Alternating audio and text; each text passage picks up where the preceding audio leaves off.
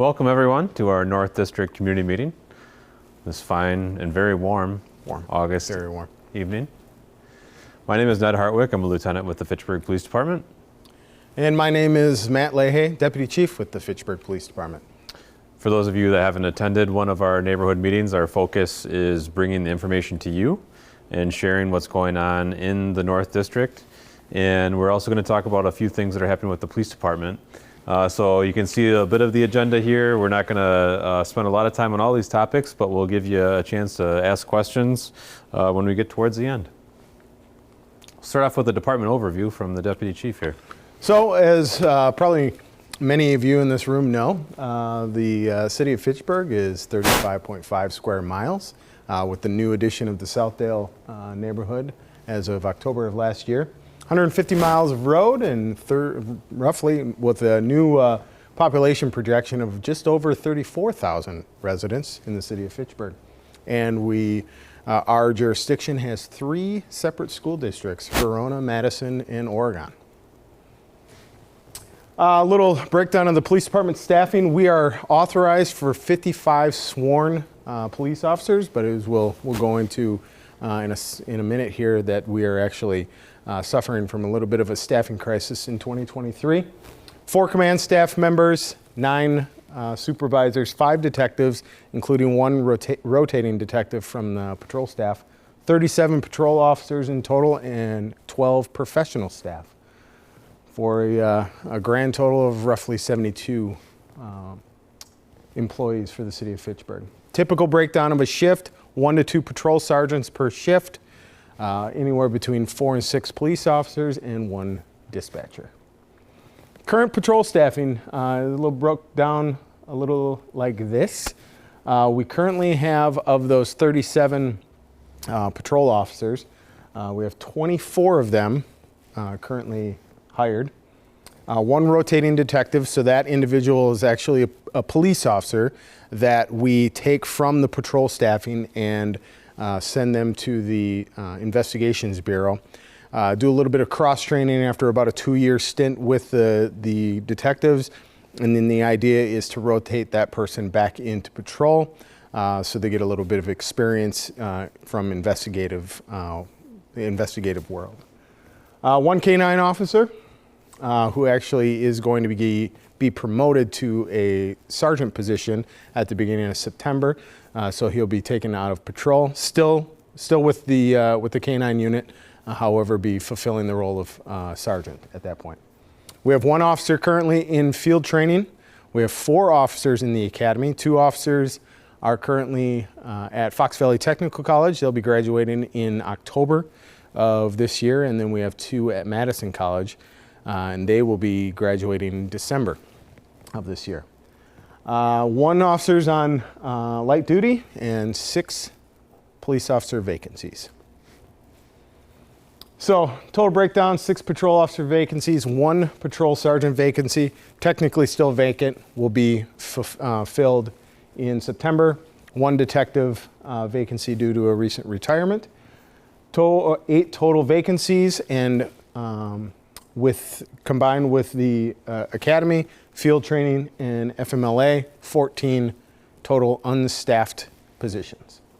So if you were to say how many police officers are working in the city of Fitchburg right now, typically, as we stated before, we only have anywhere between 4 and 6 patrol officers to cover that total 35.5 square miles. So how quickly do those resources get depleted on just 2 calls? And we'll do a little illustration for you. So we'll go Friday, 5:15 at night. You have 1 sergeant and 4 squad cars working the second shift, 3 p.m. to 11 p.m. You first get that initial call in the Southdale neighborhood of a disturbance. It's a 2-officer call at that point. So the sergeant, to ensure that the investigation or how we handle that call is happening correctly, along with the 2 officers, go up to the Southdale neighborhood for that disturbance. We then have only 2 additional officers working that shift. That 3rd officer gets called down to a crash at double M and M. And then about 20 minutes later, A third officer is requested for the disturbance because it's escalating, or perhaps we have an arrest, or there's another person that needs to be interviewed.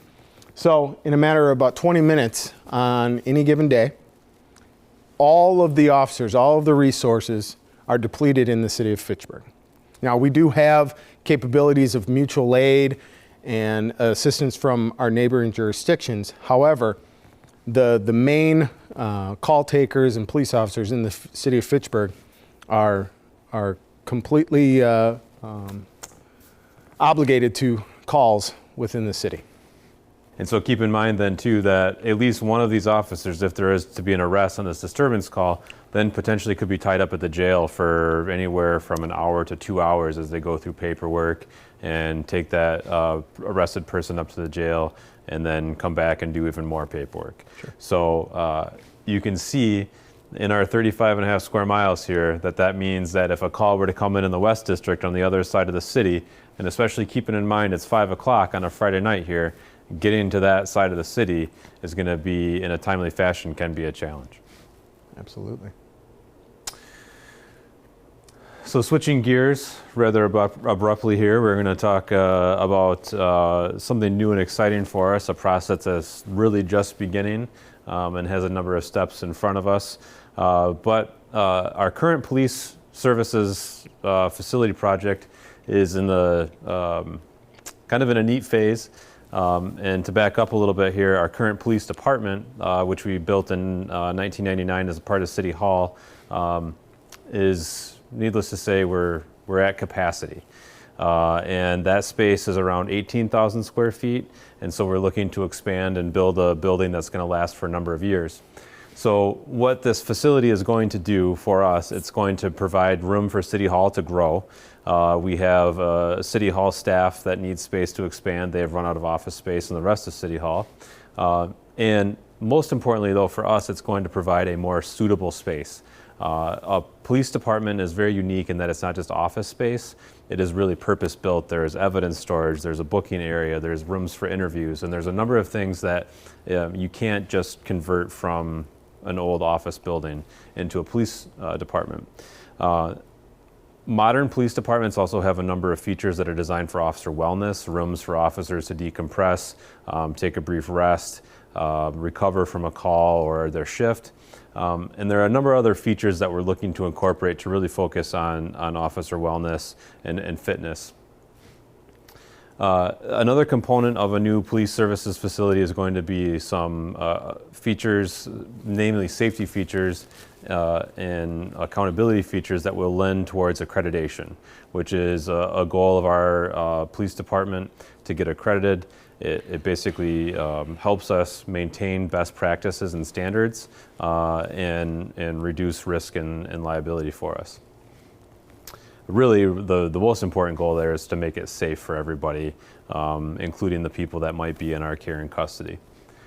Sustainability is a focus of the city, and rightly so. One of the features that we believe is vital to incorporate is underground or at least covered parking and indoor parking for our police vehicles, and that will allow our new police vehicles to be plugged in to maintain them. They have $20,000+ worth of electronics that need to stay on and functioning. And on top of it too, it's also important that officers aren't responding to an emergency call and walking out to a parking lot when their car is covered in snow and ice.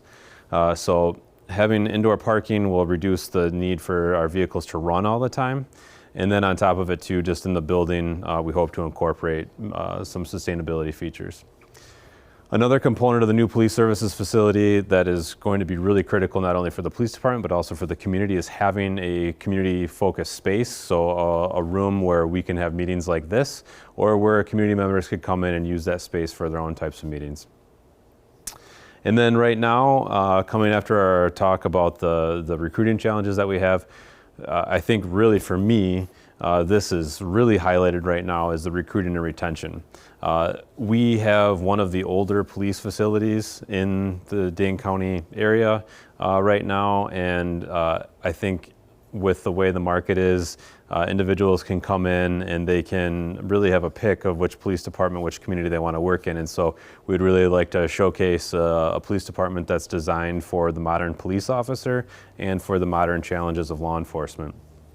And then also, once we have an employee, we want to keep them there.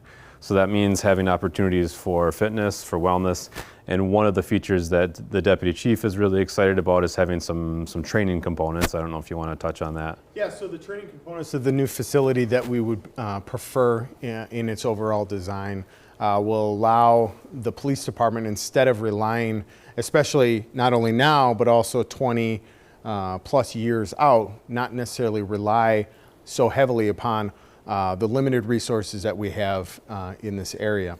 As all the police departments grow, that space for training to improve officer response, to focus on all the best practices in police training, whether it's de-escalation and mental health response and those types of things, to have our own space within our police department that we can rely on.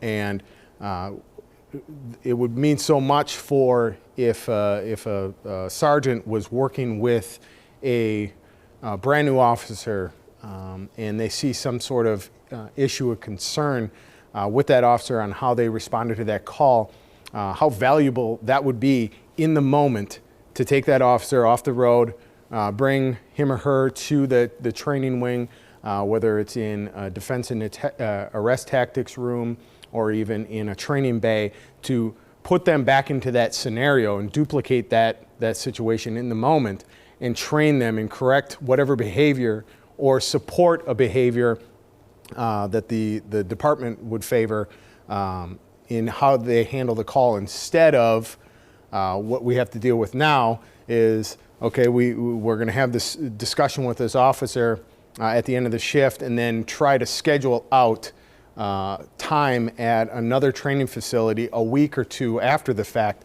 That instantaneous training and corrective action for that officer to coach and mentor them, because we are losing a large amount of knowledge through a lot of retirements, a lot of officers leaving. So our department is going to be progressively younger and younger as we go through the years. So to be able to immediately train that officer and then consistently train our entire department, having our own training elements would be invaluable for not only for us, but also the community we serve. And an analogy I would make is if you travel and you get on an airplane, you want to have the confidence that when you walk past that pilot when you're going to your seat, that pilot has been trained on the aircraft that you're flying on, they're familiar with it, and that they've been put in stressful situations in a safe environment before they encounter that potentially dangerous situation while you're flying in that plane. And so, again, this facility would give us the opportunity, whether it's a new employee, it's an employee that may need more repetitions on something, or it's an addition to one of our specialized teams. Just for example, we have recently acquired an indoor drone that we can use to safely screen an area that we may be searching inside, and our team had not had a chance to practice with that. So these spaces in this new facility would allow us to do those things, as the deputy chief mentioned, much more efficiently without having to travel to a training facility that may be already overbooked. And on top of it too, for a community that has high expectations, and deservedly so, it's important to keep in mind when we're already struggling with staffing that every hour that an officer is in training is an hour that they're not out on the road. And so if we can reduce the time that we're traveling, reduce the time that we're using to book facilities and have those right in our own backyard would be crucial for us. So we're going to focus back in here, like we talked about. This is the North District meeting, so we're going to talk about some things that are going on in the city and a few things then and what those look like here in the North District. And for those that maybe didn't catch it here, really test your vision. The North District is a chunk that sits in between the East and Central districts there. So it runs down along Fish Hatchery Road and a little bit east past Fish Hatchery Road there. And some people have asked, how do we come up with the districts? Well, it's based on population and calls for service. And so in this district, we have a high concentration of population, and we have, as a result, a lot of calls for service. So we'll talk about call for service data first. And this chart here isn't important for you to necessarily know all the numbers, but to kind of see some trends. So at the beginning of the year in the North District meeting, the first North District meeting here, we talked about what happened last year, over the last several years. Now we're going to share some data year to date here in 2023, what's been going on, and just compare back to last year. So you can see the black bar on the end there is officer initiated. So that's any time a police officer is on their own without someone calling them, is taking an action, whether it's a traffic stop or they're getting out of their vehicle and they're going on foot patrol. They're checking business doors after hours to see if they're locked. That's an officer taking that activity on their own. 911 is fairly self-explanatory. It's a resident or a community member that's contacting the police via 911. Citizen generated is when folks are calling our non-emergency number, and that's 608-270-4300 for anyone that doesn't know that number. And that will get you to our dispatcher, and they can help you with your needs from there. So citizen generated is the next one over there. And then other includes things like our website, residents that may walk into the police department and report a problem that they need some assistance with. So looking, just comparing to last year here, where we are almost, it's hard to believe we're almost through August, but you can see that generally speaking, the calls are trending up. Looking into the North District, you can see some very similar trends where calls are trending up again.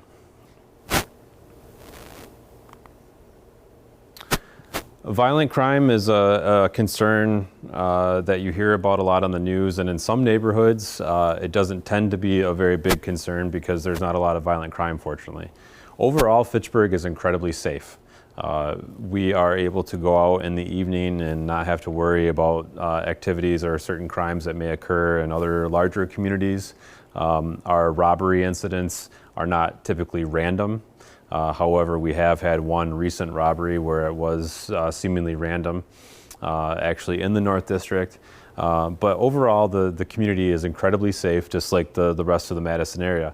However, that does not mean we are immune from violent crime. And one of the biggest areas that we'll talk about here shortly are shots fired incidents. But this graph here covers our 4 major categories of violent crime. And again, as you can see, relatively low numbers here for the city, looking at 2022 and year to date this year. And again, the North District is going to mirror the general trends here. And you can see that robbery has one thing that has kind of popped up here. We did have one incident at an apartment complex just down the road here where some individuals were coming back to their apartment and a person approached them and ended up taking the woman's purse, which we're still investigating that incident. I mentioned gun violence and shots fired incidents. This graph is actually looking back to 2018 here. And in 2022, we had an extremely high, especially when compared to 2018, number of shots fired incidents. Fortunately, last year, of those increased incidents, we only had one person that was hit by gunfire. However, this year to date, we're at 14 incidents of gunfire. We had one incident in which 3 people were hit, and that was just down the road off of High Ridge Trail. More concerning for me, though, another telling indication is just how many bullets are being fired in these incidents. In 2022, we were just over 66 rounds that were fired. So that means 66 bullets are flying through the air, and once a bullet leaves a gun, you can't call it back. And those bullets can end up anywhere. Year to date, so far, we are well over 120 bullets that have been fired in the city in these incidents. So fewer incidents, more bullets. Well, we had an incident back in February in the North District.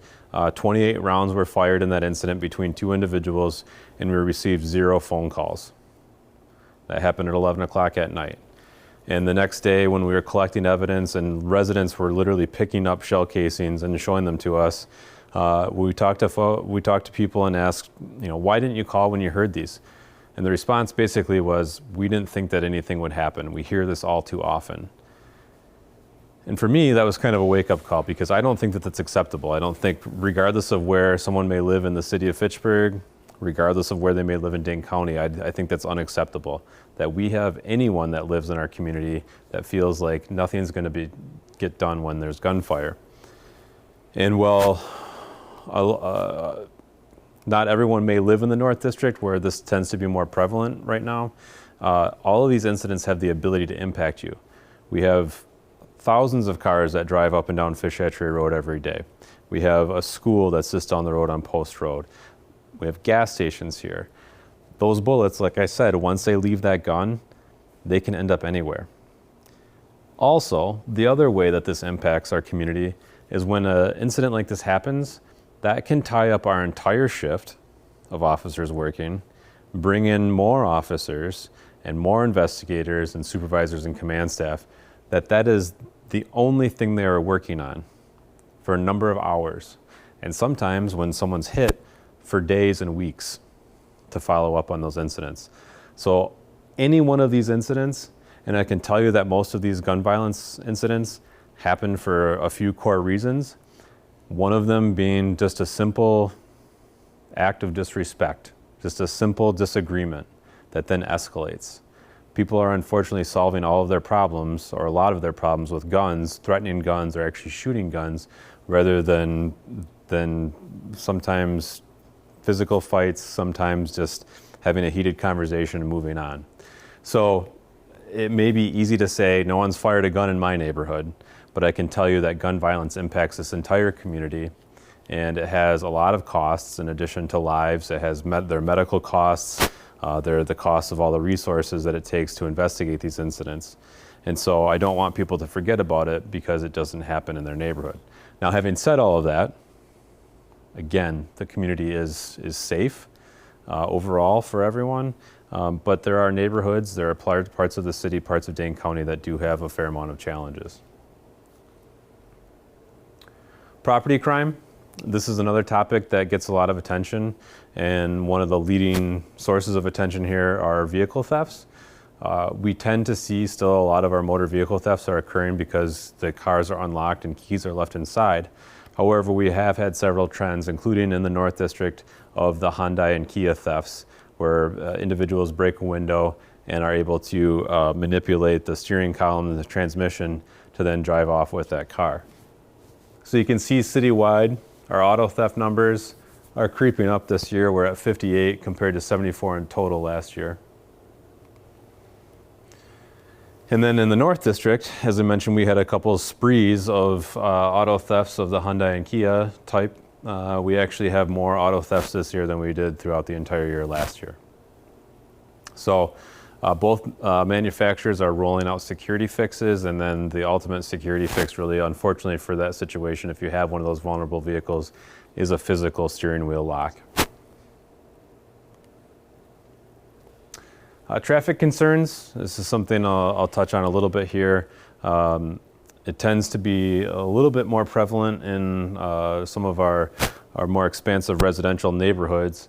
However, traffic continues to be a concern of many community members, and rightfully so. I think ever since the pandemic, I think just driving, whether I'm driving at work or driving off duty, I see people have very poor driving habits. People are driving excessively fast. Not paying attention is, I think, really one of the biggest threats out there. We're distracted by devices and not paying attention to what's going on the road. And people are driving more aggressively. And so traffic concerns continue to be an issue for us. We continue to investigate several hundred traffic crashes a year. But what this map depicts is the location of every single traffic crash in the city of Fitchburg over the last 10 years. So traffic enforcement is a component of our work. However, with our staffing resources, limited staffing resources, it is a challenge to get officers to cover literally almost 150 miles of our roadway that we talked about is where we were having our traffic crashes. Unsurprisingly, most of our traffic crashes occur on our busiest roads, Fish Hatchery Road, Verona Road, and McKee Road. And a lot of those traffic crashes result from distracted driving, people following too closely and slamming into each other during rush hour when other cars are slowing down or stopping. We are in the process of working with the city transportation engineer to revise, I should say, our neighborhood traffic management process. And that's a process in which citizens can essentially bring a problem to the city to say, we're concerned about speed on our street, we're concerned about people not stopping at a stop sign, and then the city can, between the police department and the public works department, we can examine the data out there, capture the actual vehicle speeds, and really try to solve the problem, hopefully through engineering. So I threw a lot of information at you here about what's going on in our community, but I just want everyone to understand really the bigger picture here. Nationally, there have been a number of conversations about violent crime increasing and then violent crime decreasing, homicides increasing and then decreasing. As I mentioned, overall, the community is very safe, and as a result, we tend to have a much lower number of these incidents overall. They still have a great impact on us, but it is harder to capture true trends because we could have a group of individuals going around stealing cars that then could make our numbers rise dramatically. We could have one incident where we have 3 people shot, and that's going to indicate, a significant rise in people shot during incidents of gunfire. So the trends kind of ebb and flow as far as actual statistics. But what I can tell you, no matter how many number of incidents we have, is our work has become much more labor intensive. Anytime that we have a burglary in a residential neighborhood or a vehicle theft, officers are going around door to door looking for home security video. And for every second of video that we collect, that's a second of video that has to be reviewed.